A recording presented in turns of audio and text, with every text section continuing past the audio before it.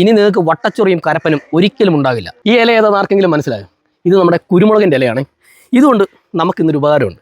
കാര്യം എന്താണെന്ന് വെച്ചാൽ ഈ വട്ടച്ചൊറി വരുന്ന ആൾക്കാരുണ്ട്. വട്ടച്ചൊറിന്ന് ചില ഇവിടെയൊക്കെ പറയുന്ന വട്ടച്ചൊറി എന്നാണ്.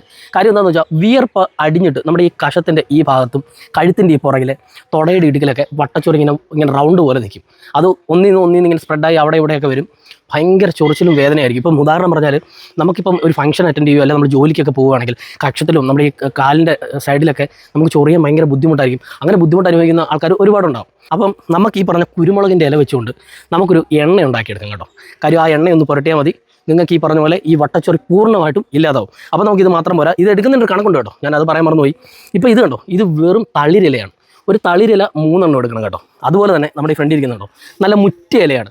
മുറ്റിയ ഇല 3 എണ്ണം എടുക്കണം. കാര്യം ഇതിനൊരു കണക്കുണ്ട്, അറിയാമല്ലോ. ഇതെന്താ ചെയ്യേണ്ടതെന്ന് വെച്ചാൽ നമ്മൾ ഈ പറഞ്ഞ പോലെ ഈ തളിരിലയും ഈ പറഞ്ഞ മുറ്റിയ ഇലയും എടുത്ത് ഇതിനൊന്ന് ചെറുതായിട്ടൊന്ന് ഞുറുക്കി എടുക്കണം കേട്ടോ. അതായത് ഒന്ന് ചെറുതായിട്ട് കട്ട് ചെയ്തെടുക്കണം.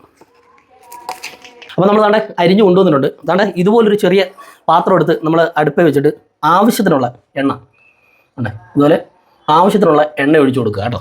ഒഴിച്ചു കൊടുത്തതിന് ശേഷം അതൊന്ന് ചൂടായി വരുന്ന സമയത്ത് നമുക്കിതൊന്ന് കയ്യെ വെച്ച് നല്ലപോലെ ഒന്ന് തിരുമാം കേട്ടോ. ഇതിനെ നല്ല രീതിയിൽ ഒന്ന് തിരുമിയെടുക്കാം, വെറുതെ ഇടരുത്. ഇതിനെ നല്ലപോലെ ഒന്ന് തിരുമിയതിന് ശേഷം താണ്ടോ എണ്ണ ഒന്ന് ചൂടായി വരുന്നുണ്ട്. ഇതിനെ നമ്മൾ പതുക്കെ ഇതിനകത്തോട്ടങ്ങ് ഇട്ട് കൊടുക്കാം. അതിനകത്തൊരു ചെറിയ നനവുള്ളതുകൊണ്ടാണ് ഈ പൊട്ടുന്നത് കേട്ടോ.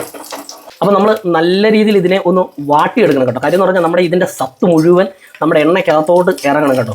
എണ്ണയ്ക്കകത്തോട്ട് ഇറങ്ങി കഴിയുമ്പോൾ സ്വാഭാവികമായിട്ടും ഇതിൻ്റെ കളറിനൊരു വ്യത്യാസം വരും. ഇതിപ്പം കറുത്ത പാത്രമായതുകൊണ്ട് അത് നിങ്ങൾക്കത് ഇതിൻ്റെ കളർ മനസ്സിലാവാതെ. അപ്പോൾ ഞാനിതൊന്ന് വാട്ടിയെടുത്തതിന് ശേഷം ഞാൻ നിങ്ങളെ കാണിച്ചു തരാം. നല്ല രീതി ചൂടാക്കി വാട്ടി കൊണ്ടുവന്നിട്ടുണ്ട്. നമുക്കിതിനെ കൊണ്ട് വേറൊരു പാത്രത്തിലേക്ക് മാറ്റാം. അപ്പോൾ മനസ്സിലാവും ഇതിൻ്റെ കളർ എന്താണെന്ന്. കണ്ടേ, ഇത് കണ്ടോ, നല്ല പച്ച കളറാവും. ഇതിന് നല്ല പച്ച കളറാവും. കണ്ടില്ലേ, നല്ല പച്ച കളർ കിടക്കുന്നത്. അപ്പോൾ ഇത് ഞാൻ കുറച്ച് നിങ്ങൾക്ക് കാണിക്കാൻ വേണ്ടി മാത്രം കുറച്ച് എണ്ണ മാത്രമേ എടുത്തിട്ടുള്ളൂ. നമുക്ക് ആവശ്യത്തിനുള്ള എണ്ണ എടുക്കാം.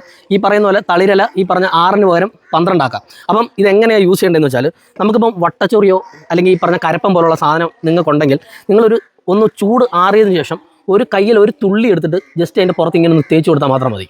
അതായത് രാവിലെയോ വൈകുന്നേരമോ നിങ്ങൾ ജോലിക്കൊക്കെ പോകുന്നവരാണെങ്കിൽ വൈകുന്നേരം രാത്രിയിലൊക്കെ ചെയ്യുന്നതായിരിക്കും ഏറ്റവും നല്ലത്. കാര്യം രാത്രിയിൽ ഇങ്ങനെ തേച്ച് വെച്ചിട്ട് നമുക്ക് കിടന്നുറങ്ങാൻ പറ്റും. അപ്പോൾ സ്വാഭാവികമായിട്ട് നിങ്ങളിത് ഡെയിലി ഒന്ന് യൂസ് ചെയ്ത് നോക്കണം. കാര്യം എന്ന് പറഞ്ഞാൽ അത്ര എഫക്റ്റീവാണ്. കാര്യം ഇതിന് ഈ പറഞ്ഞ കുരുമുളകിൻ്റെ ഇലയ്ക്ക് ഇതിനെ നമുക്ക് ഈ പറഞ്ഞ പോലെ വട്ടച്ചൊറിയൊക്കെ മാറ്റാനുള്ള വലിയ കഴിവുണ്ട്. അപ്പം നിങ്ങൾ ഉറപ്പായും ഇതൊന്ന് പരീക്ഷിച്ച് നോക്കണം. നിങ്ങൾക്ക് ഉറപ്പായിട്ട് നല്ല റിലീഫ് ഉണ്ടാകും.